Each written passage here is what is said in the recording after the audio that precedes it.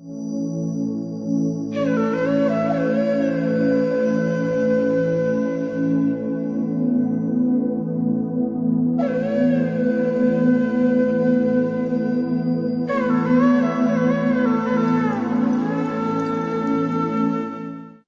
is never random.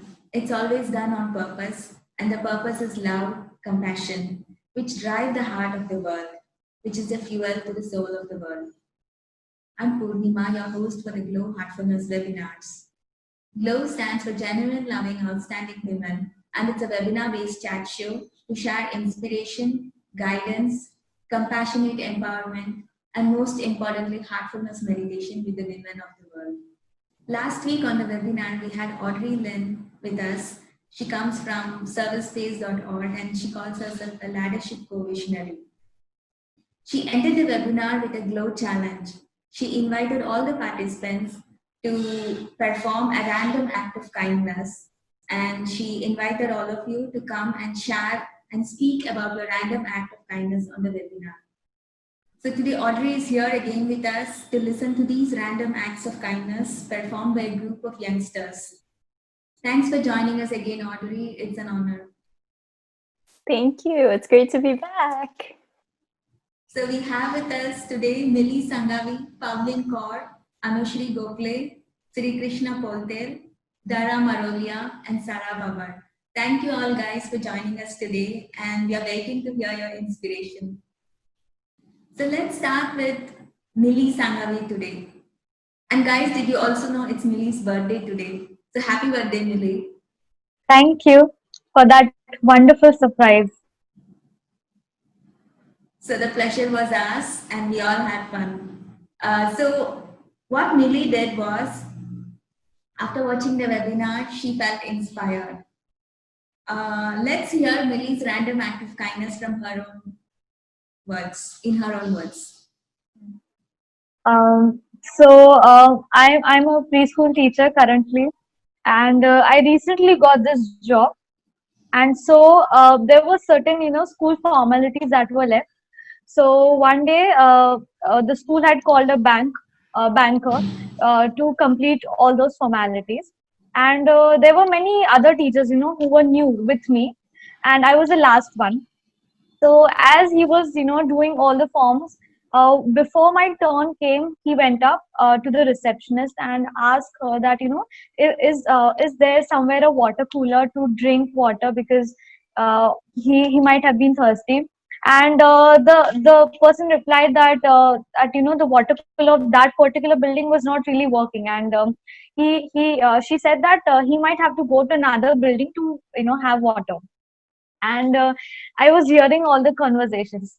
Now I had water, but it was in my bag, which was in another building. And as soon as I heard this conversation between them, there was this internal dialogue in my head that started that, should I go to the other building? It would really take time, and somewhere my laziness creeped in that, oh, it's too far, let's not do it. But once I was aware that, why am I even discussing with myself that to bring my bottle or not.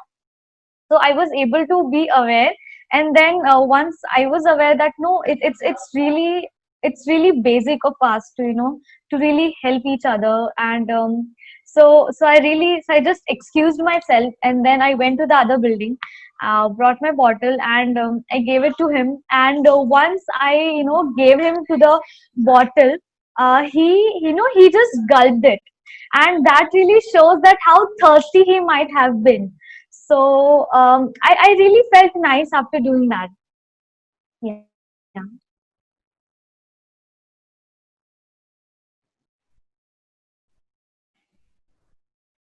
Thank you so much, Mili. I'm inspired. That's beautiful. That's amazing. So what prompted you to take up this kindness challenge in the first place? And what did you learn from this experience? Frankly, I have been hearing all the inspiring stories, around me. And I mean, I really attended, I attended Audrey's session when she came to our department, and all that, just came to my head, and I was like, no, I have to do this. It's not, it is very basic of us, as I said earlier, that we should, help each other. And when I listened to what Audrey said, that we should perform these acts in a way that, it becomes our DNA. So I really relate to that, because it should become our DNA. And I should not be really unconsciously arguing about, should I help or not, and it should just become, my natural reaction to some situation. So that really inspired me and prompted me to help someone else. So thank you for that inspiration.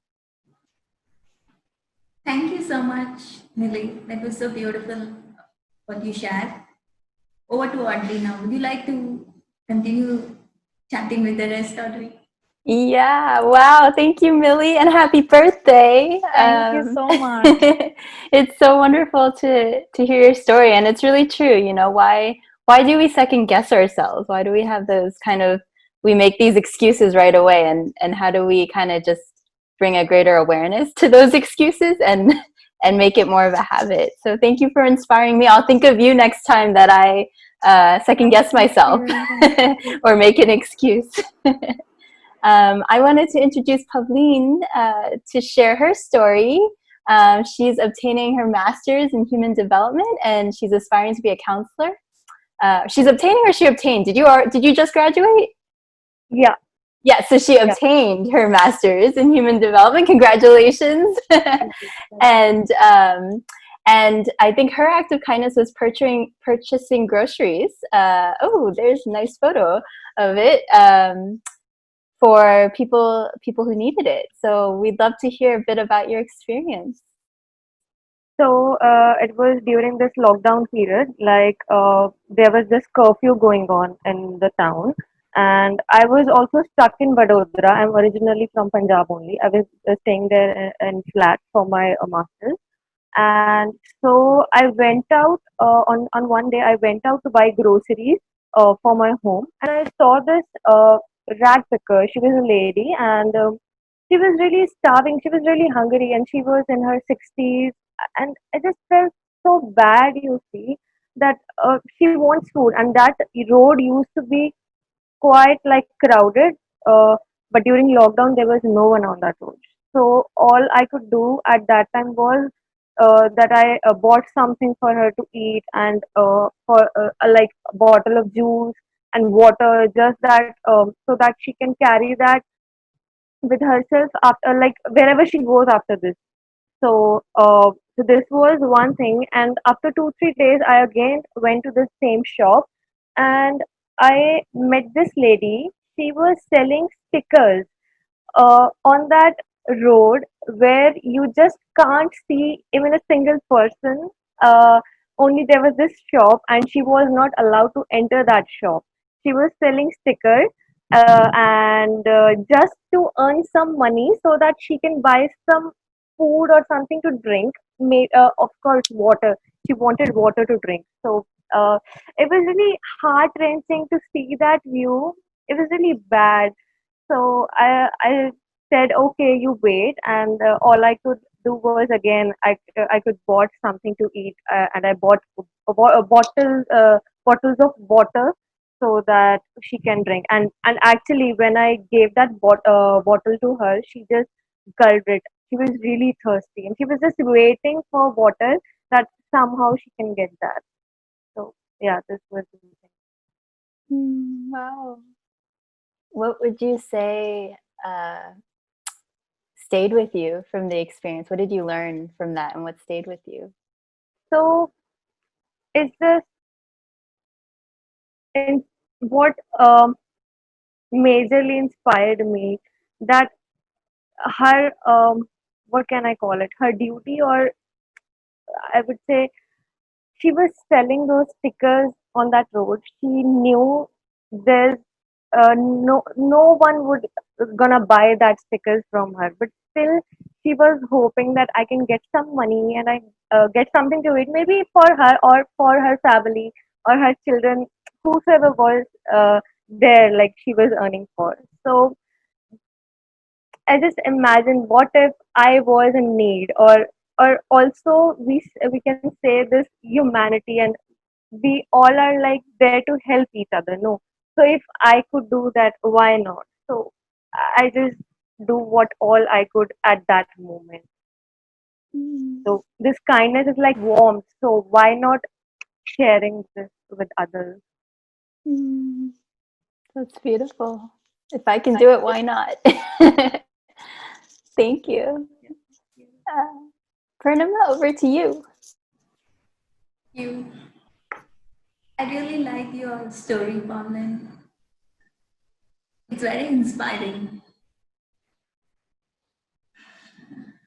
What I learned from your story is there is this small element of hope, and hope never goes unanswered.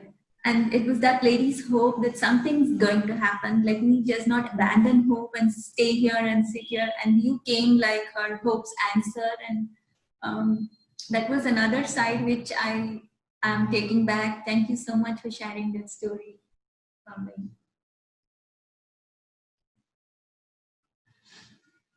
So I would like to introduce Anushree Gokhale. Wow, this scooter looks amazing, and the background, purple background, looks so beautiful. Anushree is aspiring to do her PhD in moral development. So Anushree, what's your story? This picture is so captivating. Tell me your story yourself. So the thing is, I have to drive for like 7 kilometers to go to my college, and I often feel guilty because I have this habit of offering lift to whoever is in need. Especially if I find some elderly on the road, I try to offer them lift. So I most of the times I don't know who they are, but it just gives me a joy. Most of the times people just say to drop there somewhere in the middle, and then they will manage to get a public transport. But I make sure I just drop them to their destination, though it is not on my route to college. So once there was this grandma who lives near to my house, but I don't know her. So I dropped her to the temple she wanted to go. So she was so happy when I dropped her, rather than making her go near any rickshaw. So she was so happy that she hugged me and she kissed me on my forehead. So that was a really special moment for me. Having receiving compassion from a stranger was something really good for me. Wow. Thank you so much, Anushree. So what did you learn from this process? I was very surprised. Uh, can you share what your deeper learning is from this? What I seriously learned is random acts of kindness are always there waiting for you. You just need to connect yourself, and you just need to go out and offer what you can. You just need to be ready to do whatever you can. It's so sweet.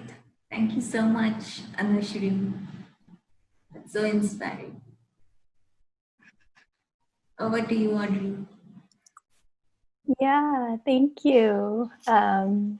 It's so sweet to just picture it in my mind of that moment. I'm going to introduce SriKrishna next to share his story. SriKrishna is a computer engineering student and also a heartfulness practitioner. And oh wow, this is a beautiful painting of a dog that perhaps he made. But SriKrishna did an act of kindness through art. So SriKrishna, can you tell us a bit about it? Well, um, I wouldn't actually consider it as an act of kindness, really, but it just happened the day it happened. I wasn't really thinking much about it. So what happened was about a month or so ago, it was still quarantine. So I had received a status on my WhatsApp. So I was just checking out my WhatsApp statuses from my friends and family and so. And I saw my friend's status. She had uploaded a status about a dog which she loved, and which I had known, we had talked about that dog before. So in the status she had uploaded that he had passed away. So I didn't really know what to think about it much. So I just tried to console her, chat with her, because I didn't know what to do about it. So we had a chat on WhatsApp, and at that time, whatever I said just felt empty. So we just kind of directed our conversation elsewhere, and we just went on. So that day in the evening, as I was ruminating whatever happened, the thought about the dog just started coming back again and again into my head, and I was not able to work on my projects properly. So I was like, okay, this dog is, I mean, this. So I didn't really think about it much. So I just picked up my nearest pad of drawing and my um, art tools, and I just rushed upstairs and started drawing. I didn't really think about it much. So that was actually one of the first times I had drawn without, thinking about what I wanted to draw. I just started drawing, and I drew uh, the dog which had passed away that day, and I just showed the drawing to her. I didn't expect anything. I didn't know how she felt about it. I I was thinking maybe this was a bad idea, because trying to remind her of the dog on the day he died, this won't be a good idea. So I just gave it to her. So, and she replied that she really liked the painting, and she really loved it that I had drawn it for her. So that was just a simple thing which I did. I didn't really think about it that much. So yeah. Wow, it sounds so natural. Was that the dog that we just saw? That painting, or is that a different? No. That wasn't the dog. Oh, that's just. Oh, that's okay. Yeah. I didn't show it to anybody else, actually, the dog. Oh, Yeah. okay.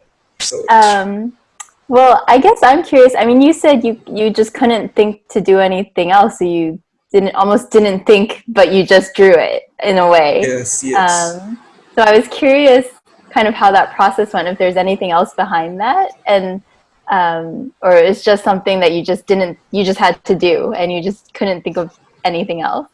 Well, there are two parts to this. For one, I like to draw. Means, so that was obviously the first thing which might have come to my mind, because I've been drawing since I was like 5 or 6. So that was the first thing. The second thing was about something which happened a couple of years ago when I was in Mumbai in my college. One day I was just walking down the stairs of the college, and I saw a girl crying.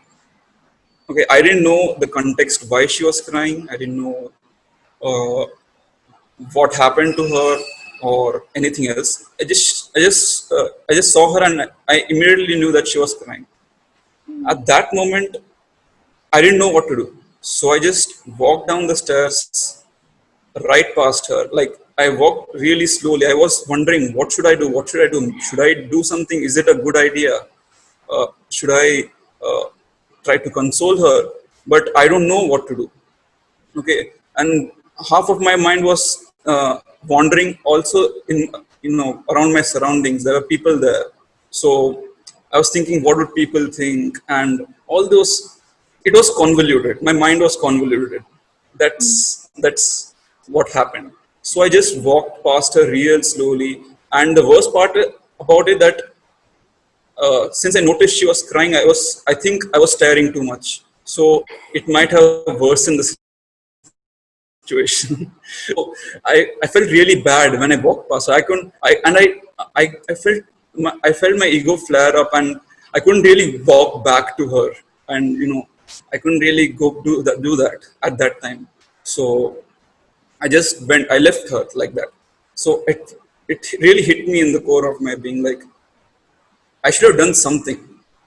And from and that thing, that memory has been played in my mind again and again and again. So from that moment on, I promised that whenever, if I could do something, I will always do something. Like if there is a problem, if I can do anything, I will always do it. So that is the promise I've tried to keep to myself. So whenever I've seen any kind of situation, whether it was helping an old man reach back his home who had a difficulty walking, or a friend of mine who was in a squabble with somebody and he was getting picked on, so I tried to help there. So things like that, I always stop and help the others. If I could see, I could help. That's what my thought has been. So fortunately, I was because of that practice, I think uh, I didn't need to think much about this one. So it just came out naturally. Yeah. Wow, that's beautiful. That's such a great reminder. I think it's in moments when there's like, when maybe when you're faced with something really urgent or something really uncertain, or a death, or you're facing your own death, whatever it is, right? That we come up to those moments of I wish I had done something else, but that to hear that you've kind of been holding this question for yourself and feeling like, I don't want to walk by all these moments, like all these moments are right there, and why am I walking them by when I could do something? That's so touching to hear, and such a great reminder that we can all always do something. So Yes, it's what I can say. It's a matter of intention, whether you do something right or wrong in that situation, because we never know how the others might be feeling, or what kind of pain they are going through. Your help, what you think might be help, might either adversely affect them or positively affect them. We never know. So the best thing is to think that as long as you have the right intention, so you can go and do it. yeah, that's so true. Thank you so much. Welcome. Thank you so much, SriKrishna. And if anybody wants to see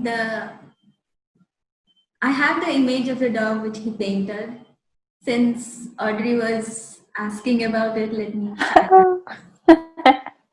Wow, really? Oh my goodness. Oh my God! That's Wait, beautiful. The eyes are so cute. Wow. That's an incredible picture. all your love is Thank you. set in this picture. And you just did that from memory. No.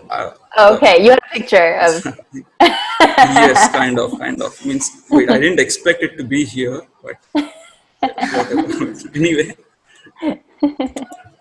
Wow. okay, thanks a lot.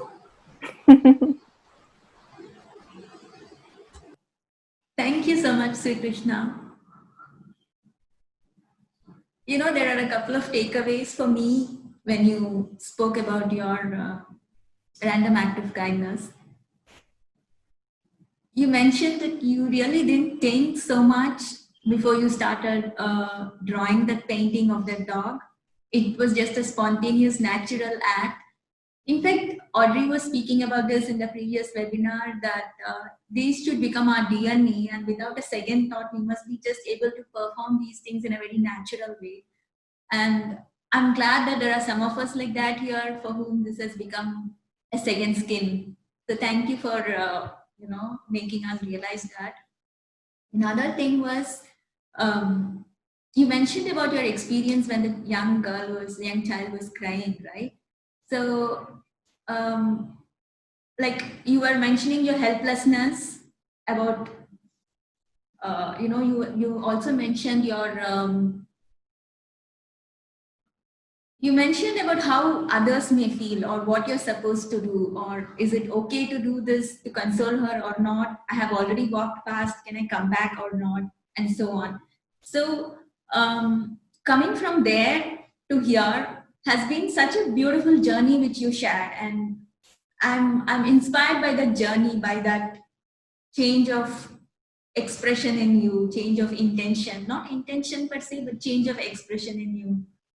And it is precisely what we're trying to do through such webinars or through such activities, to create a culture of naturally, spontaneously being kind and compassionate with people. So it just touched a beautiful chord. Thank you so much, SriKrishna. So I'm going to introduce Dhara Marolia. She's a professor in a pharmacy college, and this image is so beautiful with the Buddha, and the Buddha seems to be meditating. So Dhara, what did you actually do? And I'm sure it's going to be inspiring, because any act of meditation is always an inspiration. So please tell me what you did, and in your own words. Thank you, Purnima. Well, this was during the lockdown period that the students of my faculty were stuck at home or at some friend's place. They were going through stress. Some were feeling lonely and things like that, which we all went through this during this lockdown period, during this quarantine. So we had come up with this heartfulness meditation session for them, a virtual session, and a fun quiz to keep them engaged for an hour or so. So when we were planning, when the organizing team was planning for this event, virtual event, a thought popped up in my mind that one of my colleagues, she wanted to always be part of such sessions, to organize, to host, to interact with people. That she wanted to develop this as her skill, but she was not getting an opportunity to do so. So when we were planning, I just, out of instinct, my heart just said that this is time that we should bring her on board, make her part of the team, and let her participate and bring out those skills and be herself. So I called her up that, hey, we are doing this session. Would you like to host it? So when this was going on, when the session planning was going on, I told her about it. So when I called her up, the change in her voice, the tone, I could feel it. When I said, we are thinking of you to host it. So that, when I told her this thing, it was a surprise for her. She did not expect that she would get this opportunity to do so. And I could feel the change in her voice. And I said, I think you seem pretty excited. She's like, I'm surprised, and I'm like, I can't express it in words how it is to, get this opportunity. That made me really happy. That just one thought, and I acted on that and passed on the opportunity to her. So this brought out this confidence in me that yes, whenever we get chance, let's pass on the opportunity to others to express themselves on whatever platform they can. So this was what I did for my colleague back in my faculty. Thank you so much, Dhara. Not many will have this heart of passing on opportunities. That it's one thing to do random acts of kindness, as in help, or as in procure necessities or to satisfy needs, but passing on opportunities which we ourselves have received, that's really beautiful. That's really sweet of you. So what did you learn from this experience? What was your deeper instinct? What was your deeper learning from this? So to begin with, uh, when I gave her this, passed on this opportunity to her, back of my head, I had this thought which reminded me of how I started. Someone else had passed on their opportunity to me when I was pretty small, young, when I was in my college days, doing my bachelor's. So there were certain chances for me to host, to be part of the team. So that was passed on from some other experienced senior to me. They had confidence that yes, let's give them a chance to polish their skills. So this was inherently passed on. So that brought out this connection. My heart just said, you did not get it by your own. That was passed on to you. So this is a time for you to do it for someone else, because this act of kindness is like a chain reaction. You do it for someone and they might as well receive it and pass it on to someone else. So someone else might benefit from the person who has received it. So it doesn't end with the person, but it begins with the other person who receives it. So this is how I feel, that when you feel that, I felt joy that was really very contagious. After the session ended, I must say, when she hosted the session, the meditation session went well. The moderation done by her was so well that even she didn't knew that this was there in her, nor did we. But just one chance, and it was like a butterfly coming out of the cocoon with her wings, like showing those bright, pretty colors, and she was so happy. And I remember how happy and the joy, it was contagious.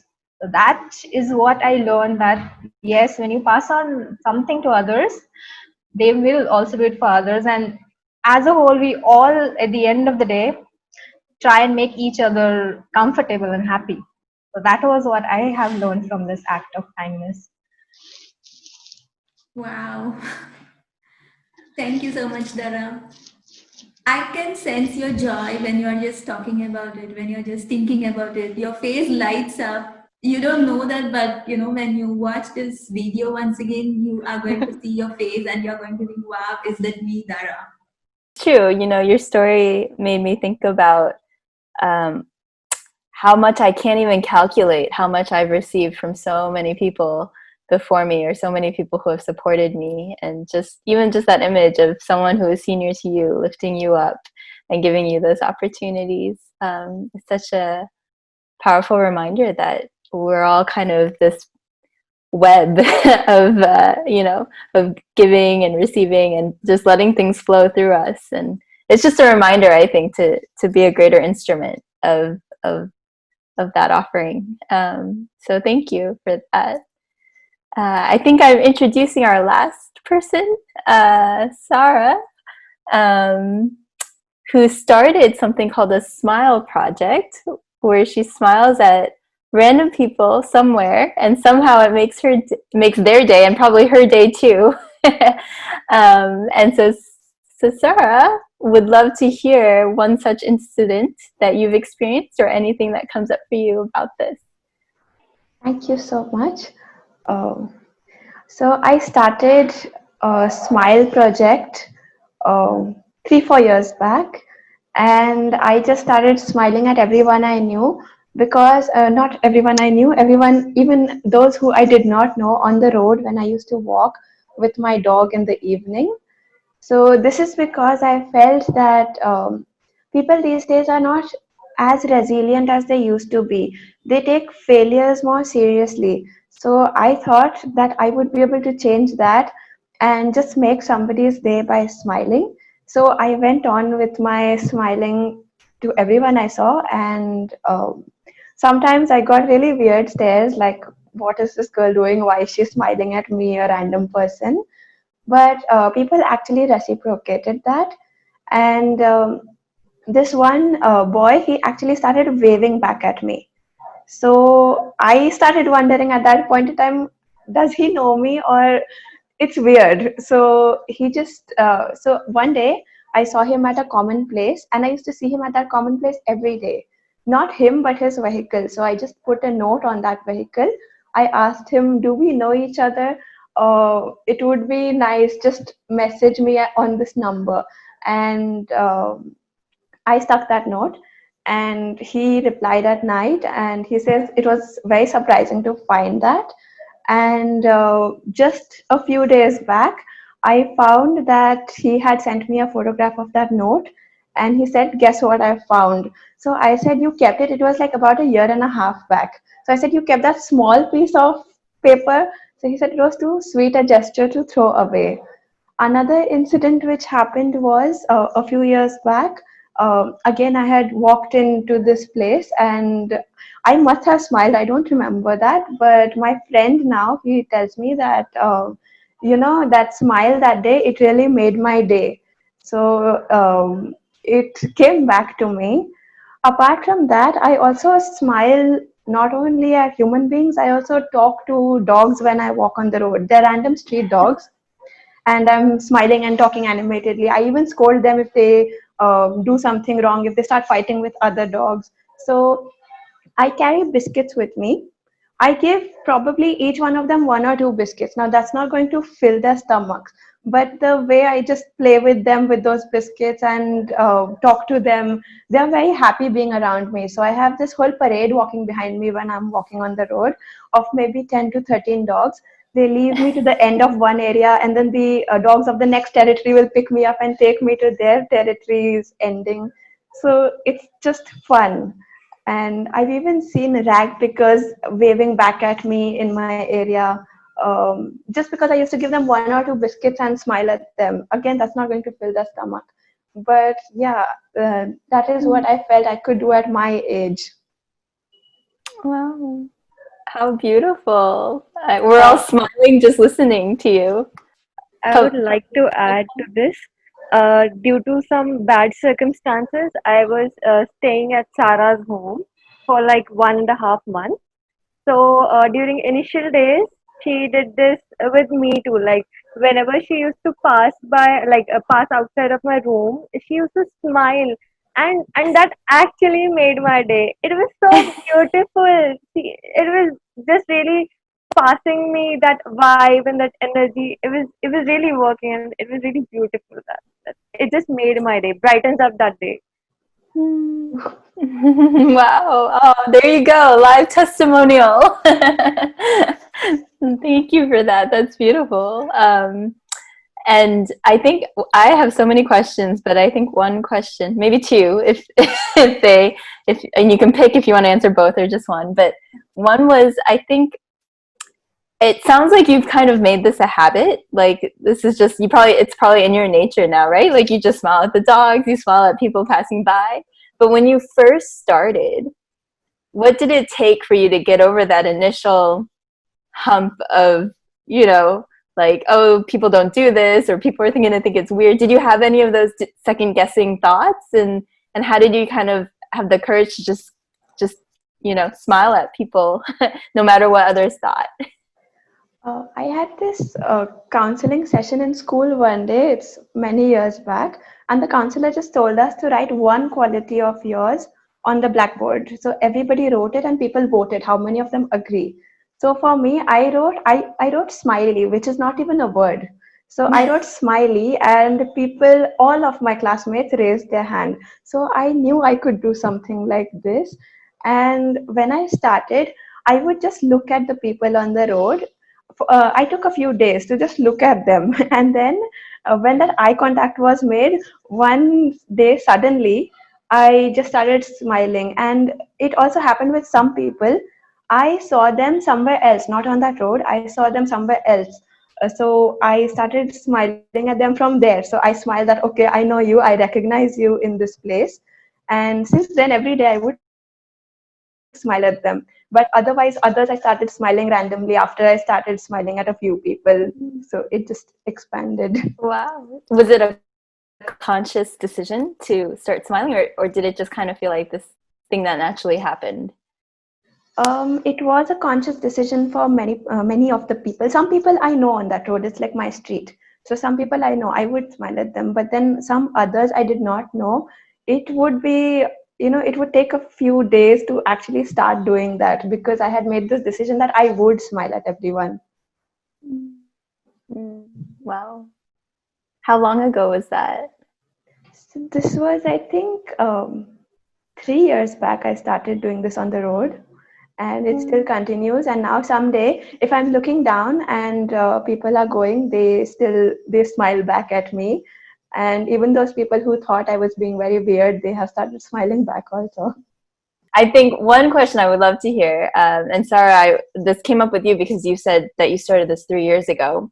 And so since then, the question was just how have you changed since, deciding to smile at people more and starting the Smile Project? How have you changed over the last 3 years? And then also for anyone else who would like to share, how has doing the act that you did or the acts that you do, how have you changed in that process? Or how has that process changed you?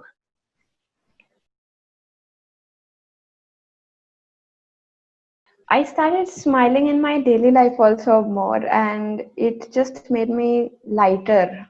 And I felt that joy which I was probably sharing enter myself, and I just became a happier person. And I think that's just it. So simple. That's great. It's interesting. I think in the slide that was listed with you, it said subtle kindness, and I think there's a lot of beauty in the subtleness of a smile. Of how that it's not like something. It's different from like a direct need, right? Like it's not like someone's really hungry and you're feeding them, or you're housing somebody. Not those direct things, but the way that these subtle things can kind of infuse our lives. It's such a powerful reminder. There it is. Does anyone else want to answer that question? How have you changed, or how has doing these acts changed you? Dhara looks ready to share. And then maybe SriKrishna. For me, Go ahead. yeah. So for me, it has changed in a way that I've become more compassionate towards people, identifying their needs at times when they are not even speaking. You just feel that there's connection, and you just respond. So that is how I have changed, and this random acts of kindness brings about this connection with people, which is instant. So that's about how that has happened to me. That's great. Anushree? So, before college, I was kind of a confined person, you can say. I always kept to myself because there's several reasons. So I was much more introverted than I was extroverted. I have a personality which normally includes both, so I can be both introverted and extroverted whenever I want to. But I was sticking to confining myself. So ever since that day, it has kind of given me courage to open up to people. It's not. I don't know. I think that's the most observable thing. That's the most obvious thing which I've observed. So these things which happened to me just gave me courage to further express myself whenever I need to be. That's great. One thing that I've noticed is when I shift my thinking, like if I'm kind of concerned about something about myself, like how do I appear or how do other people think about me, then I might be less aware of what other people are feeling.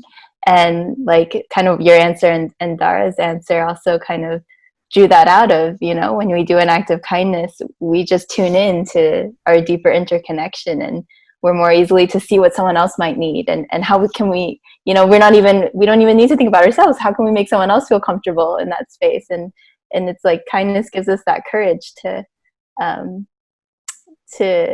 to hold space for that interconnection. So what a beautiful reminder. Thank you. What I wanted to say was very similar to what Anushree said, that I also feel somewhere nice about myself, that I contributed, or I played my part in this whole give and take. So somewhere even we feel nice about ourselves. So that is just one additional point. Yeah. So That's for great. me, this kindness thing, I've always seen such acts or such small things in my family. Like when my elders do this, when I was really a child. So when I did this, not that I'm showing it off or something, but it actually made me feel really light and good, and I don't know, but it just made my day. I if I do this like on that road, so when I went back to my home, I was feeling light and that peace and everything. I just felt good. That's all I can share about that. Mm. Yeah. That's like the regeneration that Purnima mentioned too. Yeah. There's something that when you give, you feel like you're also receiving something. Mm. Well, I had one last question. And this is a little bit, I don't know, this is an interesting question. So I'm really curious to hear your thoughts on it. But I think this is, and in our webinar, Purnima, I think had kind of brought this question up of basically, can kindness change the world? And I bring this up because I think a lot of people, kindness usually brings up this like sense of warmth and fuzziness and sweetness and joy. And sometimes people say, oh, that's very cute, or that's really nice. But what are you really going to do to, address certain issues, or to work on your profession, or whatever it is? And there seems, for some reason, to be this this dichotomy, or this separation between kindness and what's serious in the world, or or real work. And so I guess my question is for you, is like, can kindness change the world? Can it really make an impact? And do you have to check your kindness at the door when you go to your profession, or or is it something that is also a real deal? I'm just curious to hear your thoughts, just from your experiences, and just, I think at where you are in life right now, I think is also, it would be great to hear from that perspective. Can I say? Yes, please.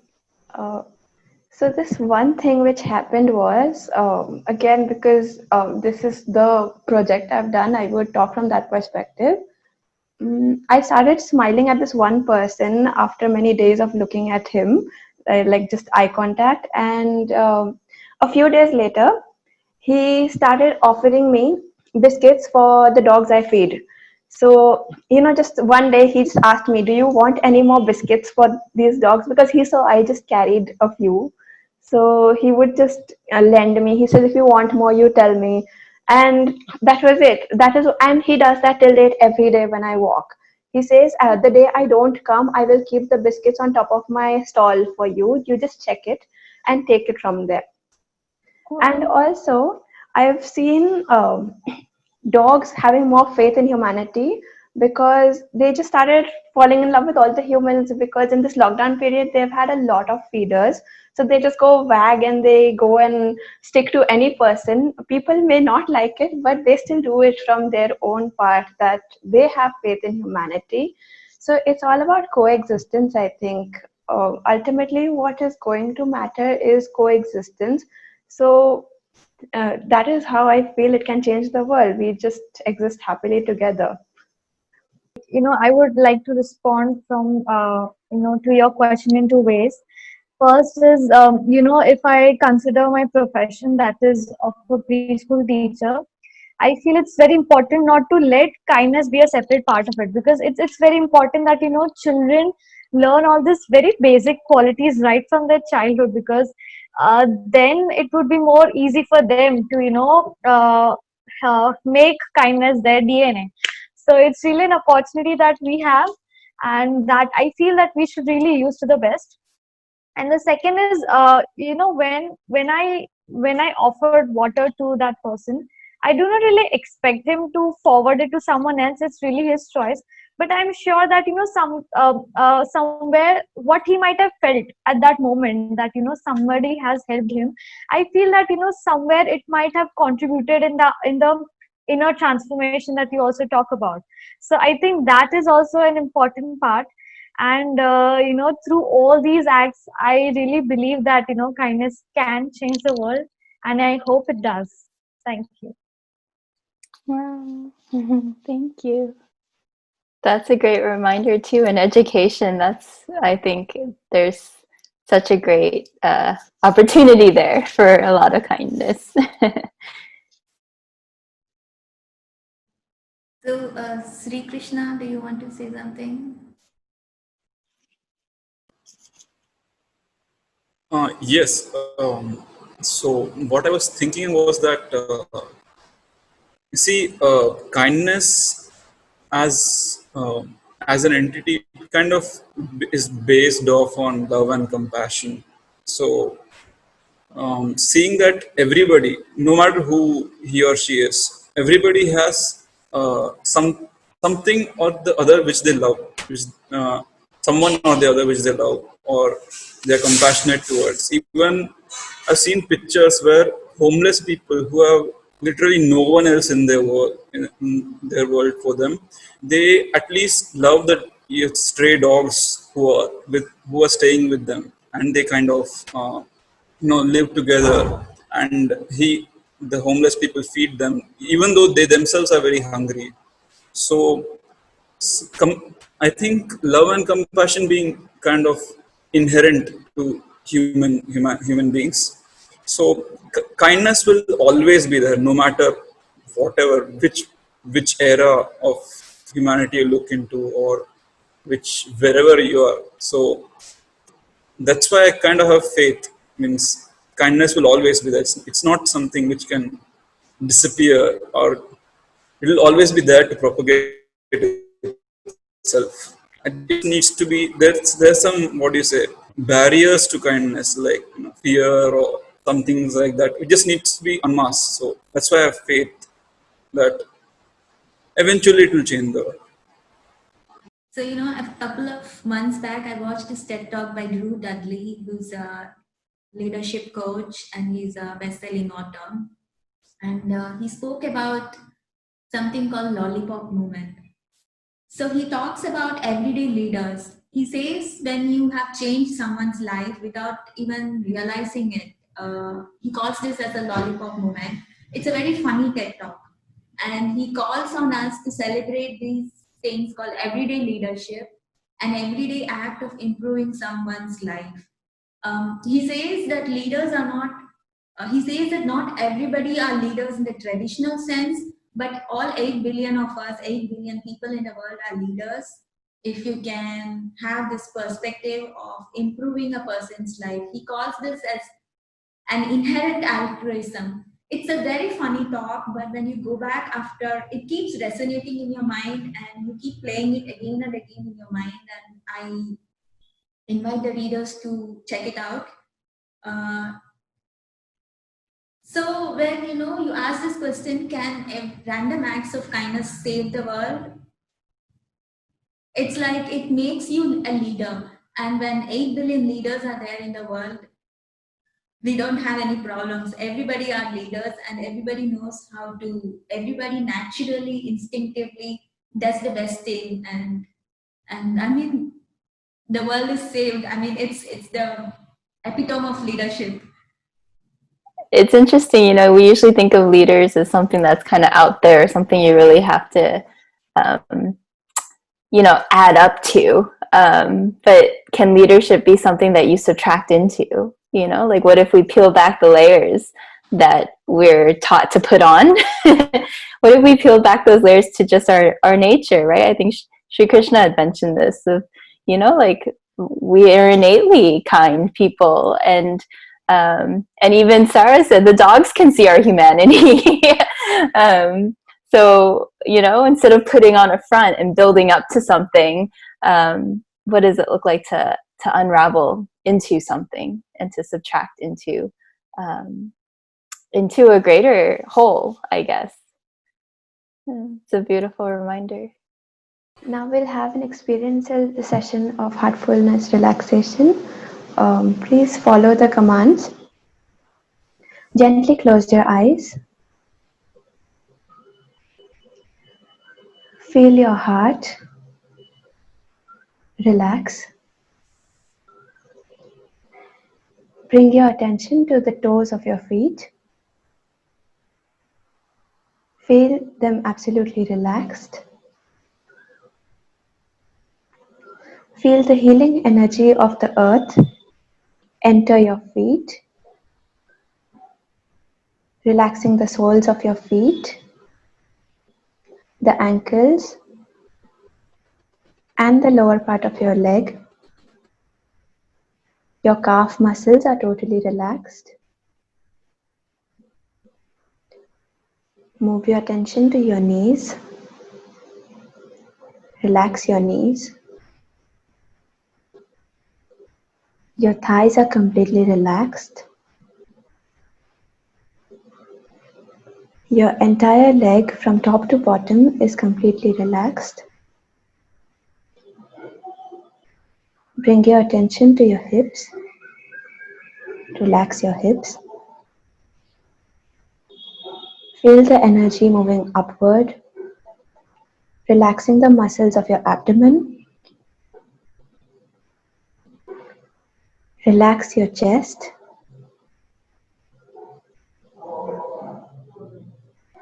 Bring your attention to your back. Relax your lower back. Your upper back is relaxed.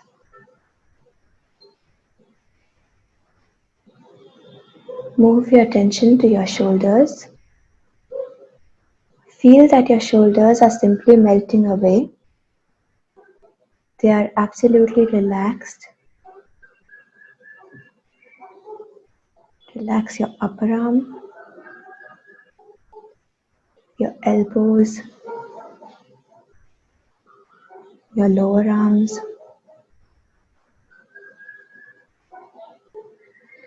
and your fingers, your fingertips, your palms are completely relaxed. Feel the energy move into your neck. Release any strain from your neck.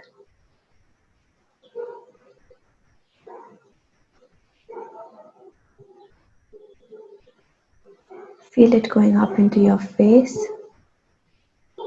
relaxing your chin, your cheeks, your jaws, your nose, your eyes. Keep them gently closed. Feel your mind is completely relaxed. Your entire body from top to bottom is completely relaxed.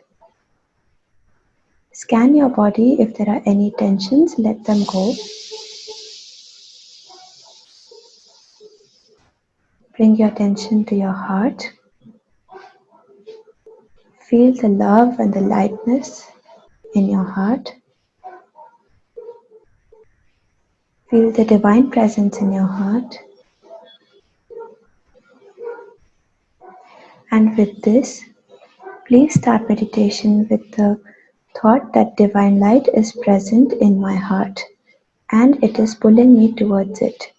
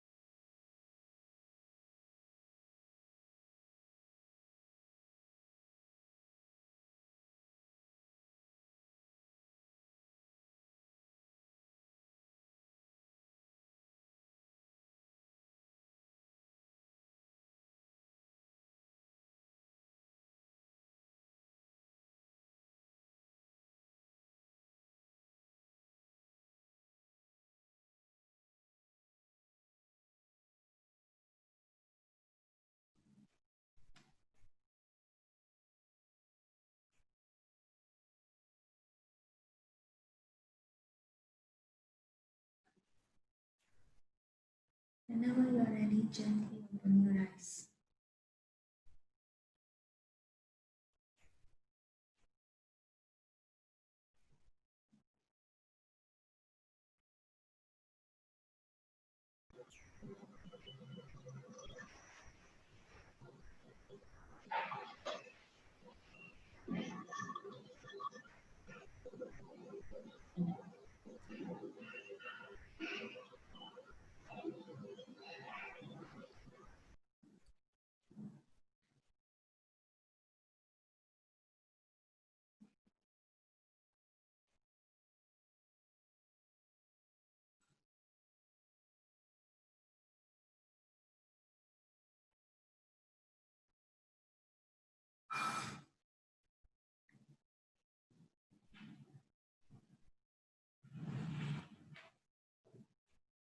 Thank you so much for joining in the meditation. If the participants would like to continue their heartfulness practice, you can do so by logging into heartfulness.org. If you want to meet a heartfulness trainer nearest to your location, you can go to heartspots.org and key in your PIN code, and the heartfulness trainer who is nearest to your location will get in touch with you. There are a lot of resources available on the Heartfulness website to continue your heartfulness practices. I suggest you begin from the masterclass by Daji. These are 3 free masterclass which talks about which takes you through the journey of relaxing yourself, rejuvenating yourself through the rejuvenation process, and also the 3rd masterclass is about deeply connecting yourself within your heart. This is one of the best resources for beginning your heartfulness journey. We welcome you to try it, we encourage you to try it, and I look forward to your presence in the heartfulness community. If you are in need of any assistance, please don't hesitate. Write to us at glow@heartfulness.org. I repeat, glow@heartfulness.org. Thank you so much for joining us in today's webinar. This has been a very different webinar. It's been a very inspiring one. And I didn't expect so many of you would turn up and share your random acts of kindness. It's a way to light up. It's a way to light up our own way. It's a way to light up the way of our beneficiaries. Cultural dialogues around such activities of kindness is very encouraging and inspiring. It creates an ecosystem of kindness volunteers. And this could probably be the ripple effect which the world needs right now to unlock this culture of generosity. Thank you. I was so inspired to hear each of your stories, and I think there's just something so universal that really touches the core of the human spirit, I think, in all of this. And so I just feel so honored that you all joined this call, and to all the listeners who tuned in as well, just on this topic. It gives me hope, and like Anushree, it reaffirms my faith in humanity, in something greater in our interconnection. So really, thank you so much for having me, letting me join, and for all of you for being here.